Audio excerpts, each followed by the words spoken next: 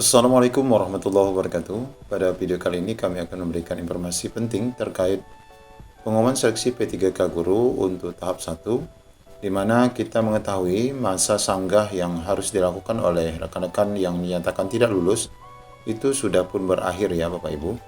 Di sini kita akan lihat kalau kita berada di laman SSCASN, maka kita akan mendapatkan tampilan situsnya seperti ini. Di sini ada buku petunjuk sanggah, kemudian juga ada pengumuman P3K tahap 1 prasanggah. Lalu saat kita ingin melakukan sanggah, kita diminta untuk login Bapak Ibu ya, login ke dalam situs SSCASN. Namun saat ini tentu sanggah sudah tidak bisa dilakukan. Bagi Bapak Ibu yang sudah melakukan sanggah, pastikan nanti dicek kembali situsnya, karena di sini akan ada jadwal jawab sanggah ya Bapak Ibu. Di sini ada jadwal jawab sanggah, di mana itu nanti akan dijawab pada tanggal 12 sampai dengan 18 Oktober 2021. Ya, hasil yang akan disampaikan oleh Kementerian Pendidikan bisa saja nanti diterima ataupun ditolak. Tentu bagi Bapak Ibu yang mengajukan sanggah adalah mereka yang merasa yakin lolos, tetapi dalam hasil seleksi P3K ini tidak lolos. Di sini kami akan sampaikan bahwa sanggah itu merupakan hal yang wajar dan itu bisa saja terjadi Bapak Ibu. Dan dalam Permenpan RB nomor 28 untuk tahap 1 saja di pasal 31 sudah diatur tentang sanggah Bapak Ibu ya. Di sini disebutkan dalam hal setelah dilakukan pengumuman hasil kompetisi 1 dan wawancara terhadap pelamar yang keberatan terhadap hasil keputusan panitia, pada ayat 1 dapat mengajukan sanggah paling lama 3 hari setelah pengumuman hasil seleksi kompetisi 1 dan wawancara. Panitia penyelenggara seleksi dapat menerima atau menolak alasan sanggahan yang diajukan oleh pelamar. Panitia penyelenggara seleksi dapat menerima alasan sanggahan dalam hal kesalahan bukan berasal dari pelamar. Jadi kalau kesalahannya nanti dari sanggahan itu memang bersumber dari panitia, maka sanggahan itu bisa saja diterima. Nah, di sini kita lihat di akun SSCASN yang menyatakan bahwa peserta itu lolos. Di sini menyebutkan bahwa hasil prasanggah menyatakan Anda lolos seleksi P3K Guru tahun 2021. Hasil kelulusan akhir akan diumumkan setelah masa sanggah berakhir. Kemudian di sini ada tanda bintang.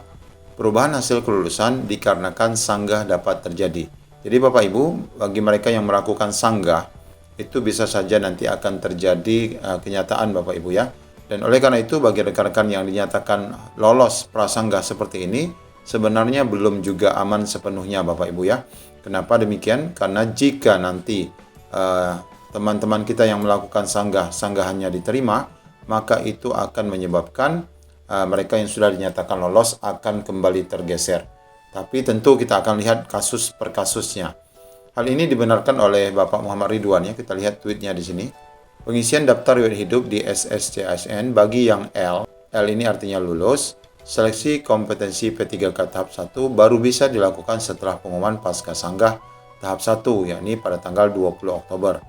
Sabar ya, posisi panjenengan masih mungkin bergeser jika sanggahan ranking 2 diterima. Tunggu aba-aba Kemendikbud ataupun BKD. Jadi Bapak Ibu, bagi mereka yang dinyatakan lolos, itu beberapa waktu yang lalu sempat muncul seperti ini ya, bahwa di bagian bawah itu ada muncul apakah Anda ingin melanjutkan pengisian daftar riwayat hidup dan pemberkasan CASN? Saat kita mengklik ini, pengisian daftar riwayat hidup, web masih error. Web belum bisa merespon dan ini masih error. Mengapa demikian? Karena memang sebenarnya pengisian daftar riwayat hidup ini belum waktunya. Dan di saat saya sendiri membuka akun Ibu Ani Budiarti yang sudah dinyatakan lolos, maka di sini sudah tidak ada lagi Bapak Ibu pesan itu. Pesan itu sudah tidak ada lagi. Lalu kita lihat bagaimana kasus-kasus dari masing-masing peserta yang dinyatakan lolos, mana yang benar-benar aman dan mana yang mungkin saja bisa tergeser. Kalau kita lihat dari hasil kelulusan P3K, di sini kita lihat, kalau seperti ini Bapak Ibu ya. Nah ini posisi aman ya Bapak Ibu. Walaupun dia dalam keadaan Y, posisi Y semua, artinya dinyatakan lolos P1, ini tidak akan mungkin disanggah. Kenapa demikian? Karena peserta yang berada di urutan 2 dan 3 ini dinyatakan tidak hadir. Berarti ia adalah pelamar tunggal, artinya dia aman dari sanggahan. Kita lihat lagi yang lain. Ya, seperti ini juga bisa jadi aman karena ini adalah yang lolos dengan formasi 1 ya. Formasi 1 lolos guru induk. Sedangkan ini adalah guru luar. Dia tidak bisa melakukan sanggah karena memang prioritas guru induk yang lolos. Dan ini kita lihat kasus bisa saja yang bersangkutan bisa dinyatakan tergeser apabila mereka yang berada di bawahnya melakukan sanggah. Dan sanggah ini bisa diterima dan bisa saja nanti yang dinyatakan lolos akan tergeser. Kemudian kita lihat ada tweet juga dari Pak Muhammad Ridwan. Ini mengatakan bahwa sudah ada hasil di SSCASN, di web Kemdikbud sudah pula beredar hasil lengkap per kabupaten kota. Masih saja meributkan WA blasting. Kalau Tuhan Yang Maha Esa atau PLT BKN saja tidak kamu percaya, maka percaya kepada siapa lagi? Beliau ini menjawab postingan dari Aihu. Di sini ada pertanyaan.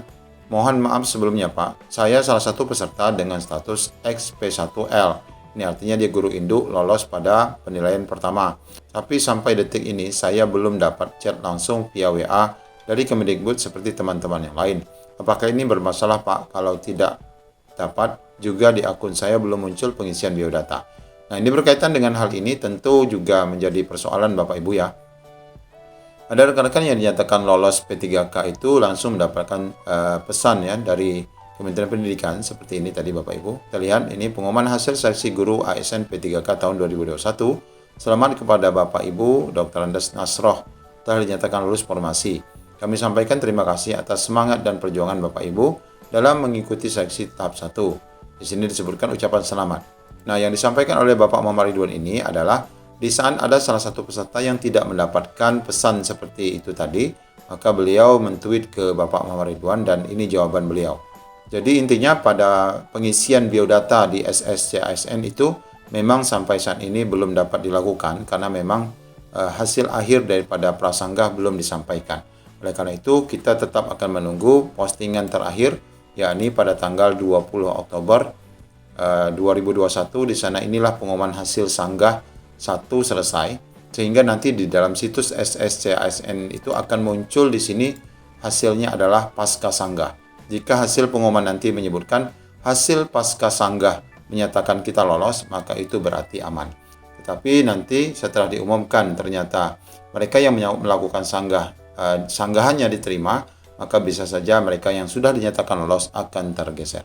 Masing-masing dari kita tetap terus berharap, mereka yang sudah dinyatakan lolos akan terus berharap aman-aman saja, dan mereka yang melakukan sanggah juga terus berharap agar sanggahan mereka dapat diterima. Assalamualaikum warahmatullahi wabarakatuh.